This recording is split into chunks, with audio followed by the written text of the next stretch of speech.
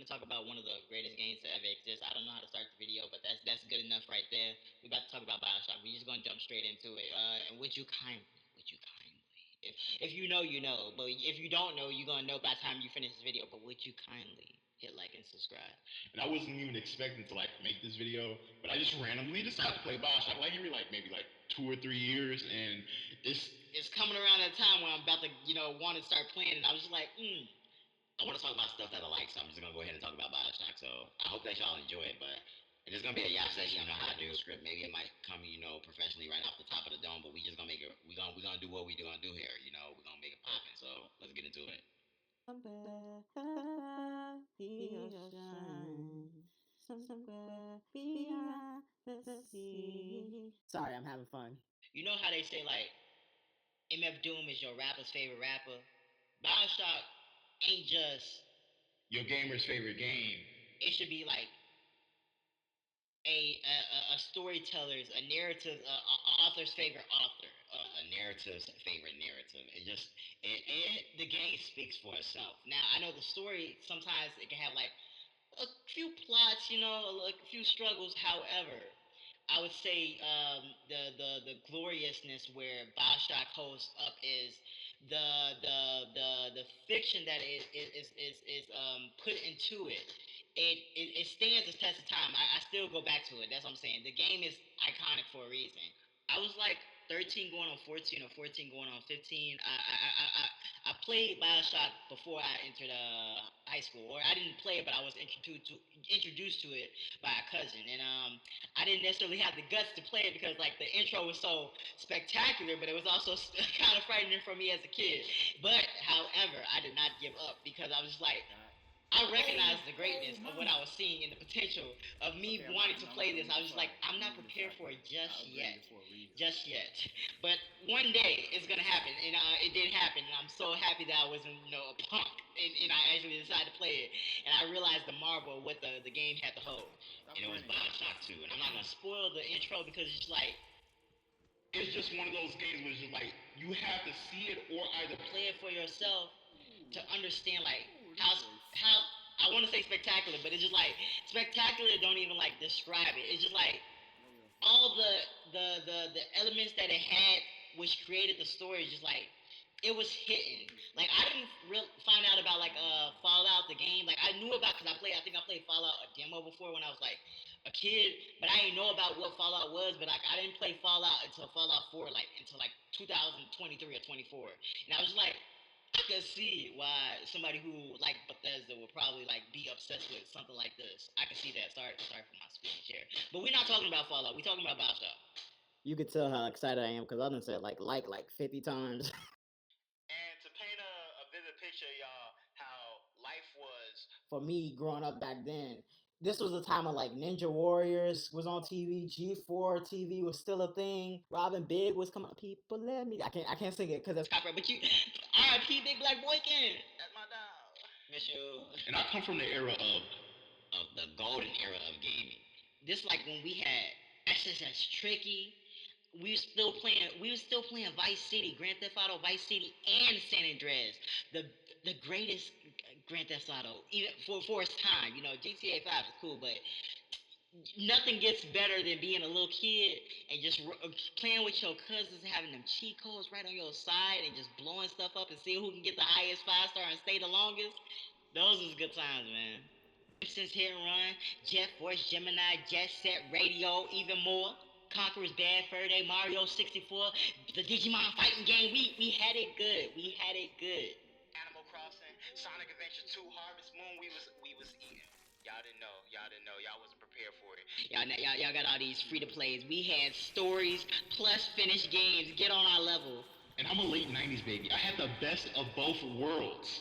Mappy, Gauntlet, Tapper. I sound like Parappa the Rapper. We was eating while y'all was asking for utensils. 720 Degree, Paperboy, and the world's deadliest game show. Which is actually called Smash TV, but I thought it was cool to call it the world's deadliest game show. That's what the title was to me. And it's not one of those games where like you had to be there to experience it and enjoy it, and even though low-key kind of is, but it really ain't, because it's just like once you stumble upon it, you're gonna see like where classic, like it's the idea that creativity matters. That's the whole premise of like what Bioshock has taught me. Like even when I'm thinking about something randomly about drawing something, I'm thinking about like what was Ken, because that's the guy who made Bioshock, and you know his team, and they worked on System Shock too. Ken came from the gaming production, if that's the right word to say. My brain is losing track. But Ken came from the developers that made the System Shock, which I don't know what System Shock truly is, but you know, I was watching interviews of Ken. Ken's mind, like his team, the people who made this, you could tell that they put their heart and soul into what they wanted to create. And I'm just like, every time I think of something, I literally half the stuff that I think of creatively, I'm just like, Bioshock. Bioshock is maybe I'll say like 75% of the ingredients of something I'm thinking about in Akira too. Akira, just like the anime Akira, that's something that's a part of my DNA of creativity. I'm just like, what would Akira do? What would Bioshock do?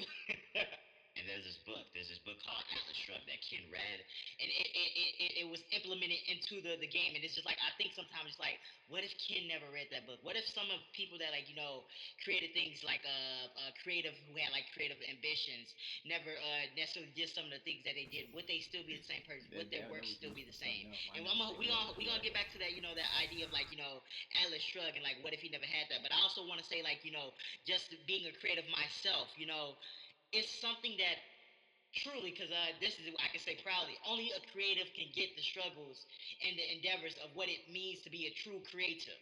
Putting their heart and soul into something, and sometimes not getting something back from it, and just enjoying it just to enjoy it. And when you get to that like true point of truly being able to be a creative, it's just like you don't even care about the rewards or anything that you get in return from it. It's just you happy to make it just to be happy to make it. Mastering and home Your skills and putting continuous effort into it so that it can flourish. It's difficult. It's hard. Just look at deep thinkers. Look at people who like invented the internet. Jazz musicians that created like genres. Black people made jazz. They don't want to give us the credit for it, but black people made jazz. We made a whole new concept of music for people to bump and jiggy to that eventually led into hip hop, my favorite genre.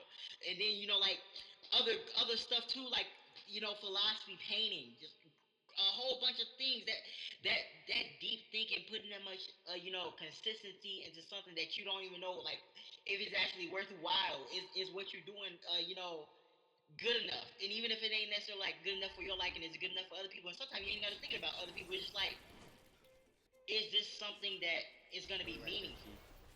And Bioshock is truly something that is meaningful. It stands the test of time. It took ambition and ignoring doubt to make something with so much passion, such as Bioshock. and I haven't even talked about the game yet. I'm just still gassing it up, and we're gonna keep going. And I promised we would jump back to Atlas Shrugged, but I don't know that much about Atlas Shrugged to talk about it fully. Go watch it. It's a bunch of videos about Bioshock already, but I'll give you the gist of what I know about it. It was made by this lady named Iran. Ayn Rand, my apologies. Ayn Rand, who also is a play on the word. It is the anagram for the main antagonist, or partially not. Maybe the main antagonist. Maybe like a foil to the antagonist. I don't know, but Andrew Ryan is a play on Ayn Rand from the author who created Atlas Shrugged. And I ain't gonna spoil it, but would you kindly? If you know, you know. It's for frolic up in here. Only the real ones getting invited. If you don't get it, it's too bad, so sad you didn't play it. Sorry, I got kind of distracted. But Atlas Shrugged reminds me so much so of things like I never seen it, but Blade Runner, and I know about the book. Do Androids Dream of Electronic Sheeps? I know about stuff like that. It just reminds me of a lot of those like cyberpunky, almost like dystopian type of stories. Because Bioshock it's a utopia turned dystopian. It reminds me of books like Brave New World, which I've never read. Shout out to Thug Notes. That's how I figured out about it. I miss you. Other stuff too as well, like 1984, and a lot of other things that I don't want to go too far into it, but a lot of things I can't come up to mind. But it's just like, hey, when I think about this is what it reminds me of. Also, honorable mention of that movie In Time. In Time was not good. Yeah, I mean, it was an amazing story, but it lacked. It's like it fell off. It could have been great. It could have been great. Atlas Shrugged is just like this quagmire giggity of a concept that We took the smartest individual, the smartest brains, and just created the perfect society and how it would be ruled. Bioshock is just like actually taking that idea and making it animated and see how it will play out in the terms of how it wanted to create the story. Like, you know, we anybody could took the story and took it any way and made it any way, but Bioshock did it its way, which is fantastical. Fantastical. I made up that word. Okay. Anyway, My man saw that Art Deco cover and was just like, that, do that. He went back to his homeboy and was just like, yo. Threw the book on the table like that. Go read that. Do that. Everything that's that right there. That's us. Art Deco all the way. They were like, yeah. They got together. Like, I feel you. I feel you. They was like, yeah. You feel you see what I'm cooking. You see what you they was in the studio cooking. They was cooking fire. Had the homegirls in the background just throwing down semi brutalistic Art Deco architecture, like give me that. A little chemical X in that bad boy, like. Thus, the hood classics of games was solidified. It was certified a hood classic. You can't take it away from me. I'm sorry. Now, let me actually do some explaining of my experience with the game. To paint y'all the narrative of you know the details of the reasons why I adore this game so much. Without limited, minimal spoilage, maybe. I started out by playing Bioshock 2 because that's the first thing I had when experiencing it, and just the opening, you can just tell like the art team, the whole team, every team that put their effort into it, the people that design the levels, the people that you know make the sounds, the people that like you know even the people, the smallest people that just like control the lighting, which lighting is a very big part of gaming. But the the atmosphere was just Oh, chef's kiss, baby. It has been years since I've played played anything. that's reached that level of like amazement for me. Games have come close. There has been games that have come close. I'm speaking specifically on games because there has been other stuff that made me go wow. Like you know, like now just wow, just like took my breath away. But specifically speaking of gaming, I thought Cyberpunk 2077 was gonna be that. It was hit or miss. It was a good story. Witcher 3 came extremely close, but not that much. But it was a good game. But there's been a lot of games. Fallout also came. Fallout 3, Fallout 4. Sorry, because I started with 4. Fallout 4, and that's the only one I played too. Fallout, it had that maybe, but like I said, this is a video about Bioshock, so we're gonna keep it this Bioshock. But Bioshock it has been there has been no one yet that has competed to the craftsmanship of putting care and effort into building a world that you want to return back to. I want a Bioshock video game to come out again, you know, after Infinite. But there, and I want like a movie. I want a freaking Netflix show. I want a whole bunch of stuff of Bioshock, maybe an animated series. But there will be nothing, nothing unless maybe the creator comes back and you know throw us another hood classic. There will be nothing that can compare to that series and that franchise. And I don't want it to be touched because like they would mess it up. Like it's this one scene that when the game first started out, not the plane scene, not the scene when you know you first get introduced into the city and see the statue of Andrew Ryan face with like no man's, no kings, no gods. It's You know that one scene I'm talking about with that lady. You know that one scene I'm talking about. The real ones know because the real ones already done experienced it. But Bioshock 2, you know when you see that lady, you know, with the hook or whatever. Is that Bioshock 1? I don't know. But when you see that lady with the hook, I think it's the 2 with the lady with the hook. You don't really care about the lady with the hook that intimidates you from the get go.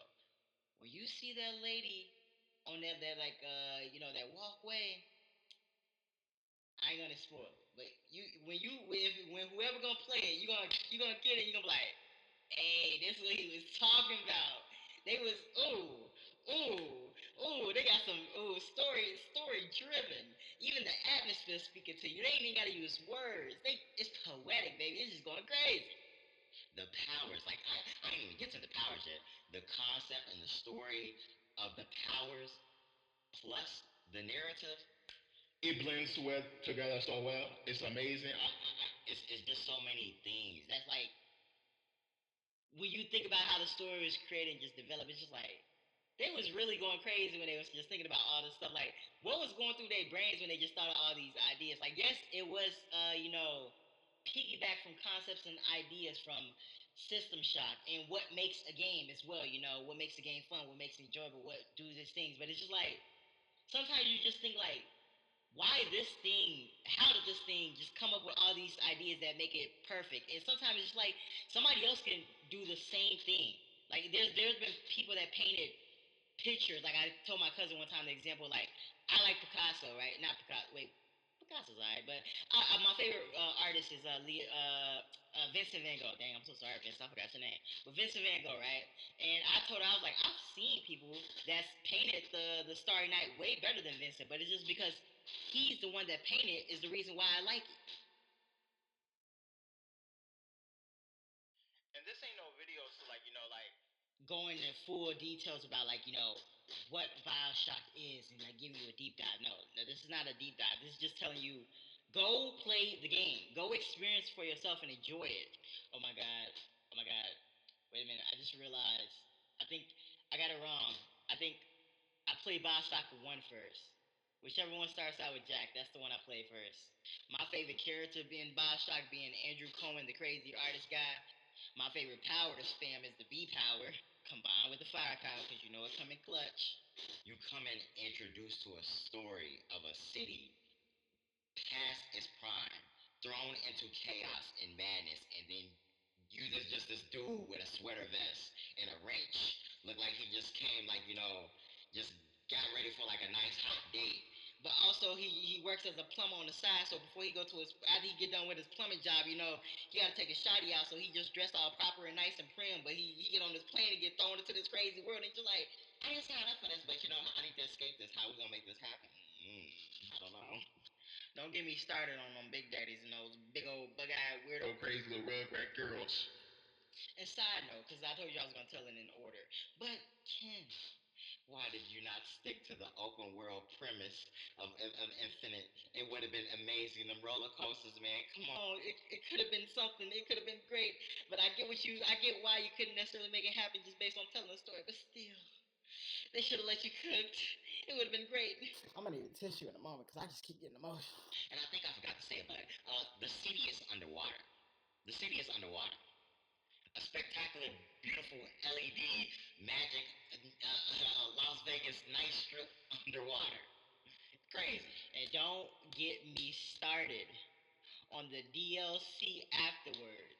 Minerva's Den. I played Minerva's Den, I think, a year ago. I think that was in 2024 or 23. I did not even know the DLC existed. But Lord, play it like I played it. Played 1, 2, 3. Don't play Minerva's Den yet. Don't play it. Save Minerva's Den for last. I promise. Trust me. Trust me. Trust me. Play. Bioshock 1, 2, 3. Play 3's Burial at Sea DLC. Then after you play Burial at Sea DLC for Infinite, then come back last and play the DLC for Minerva's Den. You won't be disappointed. You won't. Trust me. I think you could play one and play Minerva's Den, but I feel like the way I played it was perfect because it's like it hit different. It hit so different after I experienced all that I experienced when after I played it. Trust me. And I haven't even talked about two. Two is alright. I like two, but people diss Infinite, but I love all of it. I love all of it. I love all of it. This video might be like Oh, almost an got hour. you. It also might destroy my computer, so would you kindly please? Would you kindly please like and subscribe? Please, please. Would you kindly? Would you kindly? Why is it not working? Would you kindly? And the first time when you see a Big Daddy in Bioshock 1 and Bioshock 2 is you just playing as like a dated version of a Big Daddy. Let's just jump like right into 2 now. Like 2, you get to play as a Big Daddy. The big macho gigantic buff don't give a care tank just running around causing chaos and messing stuff up, taking care of some twerpy little adorable sunshine sweetheart that caused some Mr. I Bubble. could have went I love either it. way. And I really enjoyed Which the water narrative is too. It's about like this lady that's like after the fall of Andrew Ryan. What was her name? Sophia Lamb. Sophia Lamb and that butterfly coat. She just took over the narrative of being like this saint. Versus where Andrew Ryan was this, like I said, I don't want to really spoil it, but Andrew Ryan was this person that just like tried to bring everybody together and just like do whatever you want. All these genius, all these creators, all these great minds, come to my city. Live how you want to live. No rules, no regulations. As long as you don't get in my way, everybody can do whatever they want. They can make whatever they want. They can live however they want. But you you get you get too out of line, and you gonna sleep with the fishes.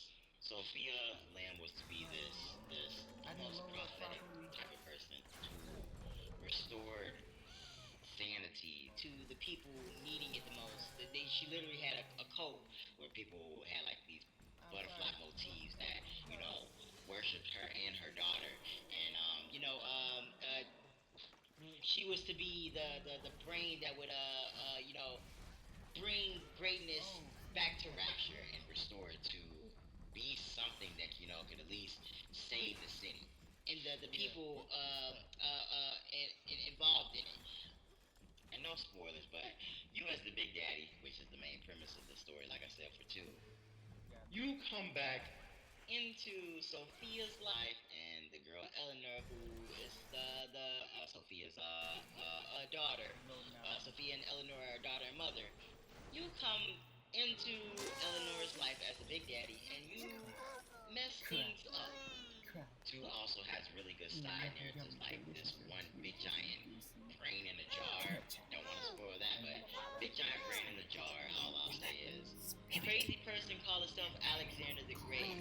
Uh, Put two and two together. Think about Alexander the Great from history. Think about big brain in the jar. Think about a crazy city and a power struggle, and think how you could coagulate a story. That's not even a word, but I know the word I'm trying to say, but I can't even think about the word. I'm too excited, and I'm sorry. But just think about how that could drive just think how that could be implemented into the story, and just with the concept of Bioshock, and just see how they make it spectacular. The only downside to Bioshock 2 was the little sister things where you have to like guard them as they harvest Adam. Adam is like the source of like how you use your power inside the story, and that was annoying. But it still made the story quite different and quite fun. I didn't really like how repetitive it was, but it made an interesting story nonetheless. And instead of being scared of big daddies, because you was fighting big daddies too, dang big sisters, skinny little horrible gut wrenching screams that would send chills up my spine the first time I heard it, and continuously to this day it still does. But don't sleep on two. Don't sleep on two. Even though, like, Ken, sorry, my bad. Ken, the creator, and his team, They didn't really work on it per se. I'll say the good thing about two is that the people who made two, does show through the story that they did care for the legacy of Bioshock, and I think it has its right to sit in the legacy of Bioshock because the people took care of wanting to make a meaningful addition to the concept of what Bioshock already is and was.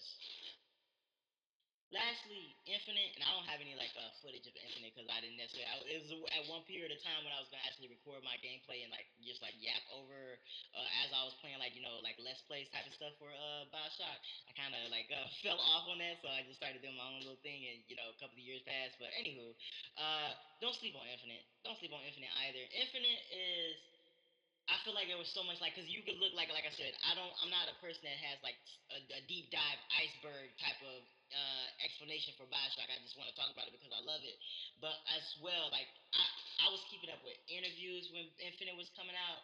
I had drew my own characters and concepts and ideas of like what characters could be inside the game. I tried to mail my concept and ideas to Ken. I was just like instead of like like big sisters, how about we have like little brothers, an aggressive version of like the of a little sister. Infinite disappointed people.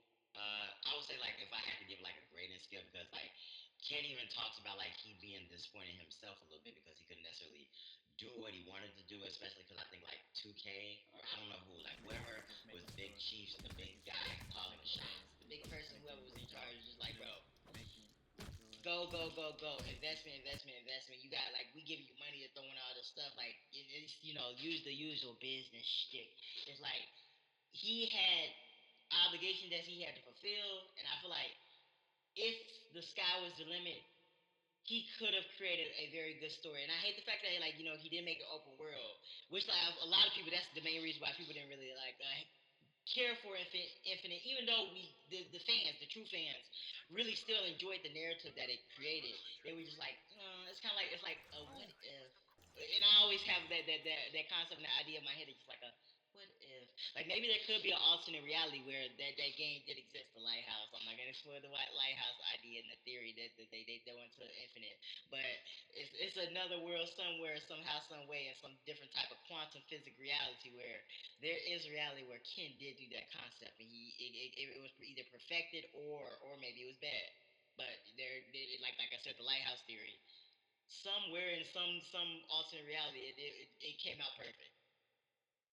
It just flipped concepts and ideas of Bioshock and Infinite, and just kind of reversed them with a new narrative that also blended with the story of Bioshock itself. You got the city in the sky, Columbia. Instead of a city in the ocean, you got a city in the sky, Columbia. But like I said, don't touch it, please don't. We got characters Booker, we got character Anna, aka Elizabeth.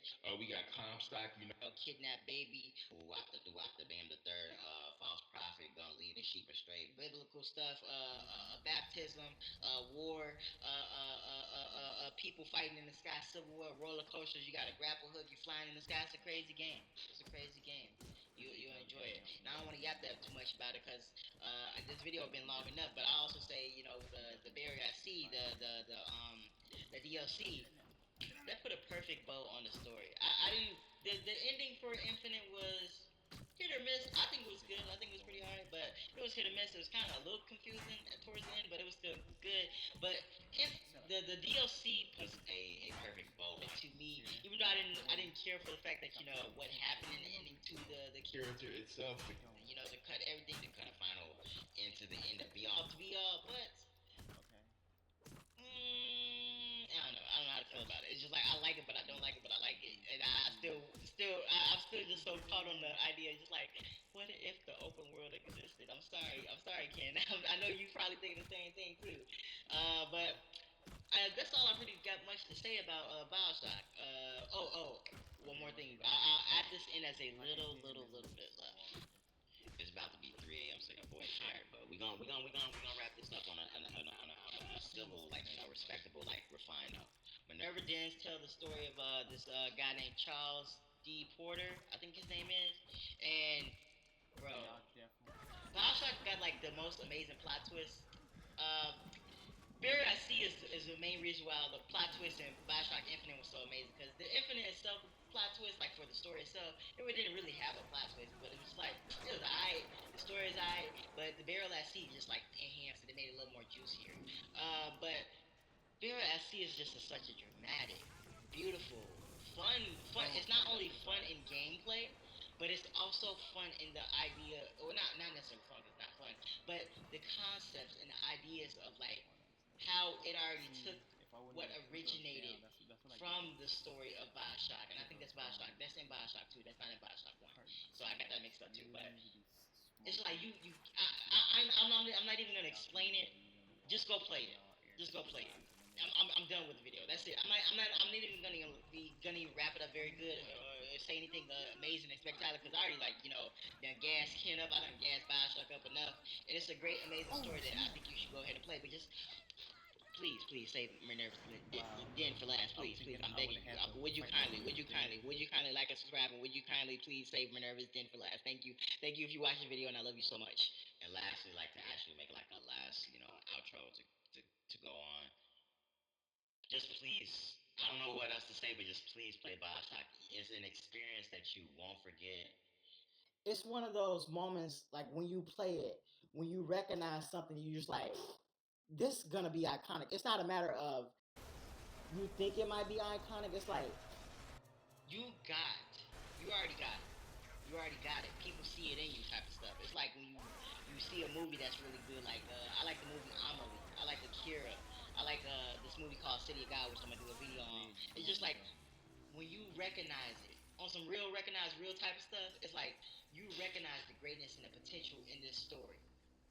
it's original, it's fun, it's scary. It's scary plus fun, which is amazing.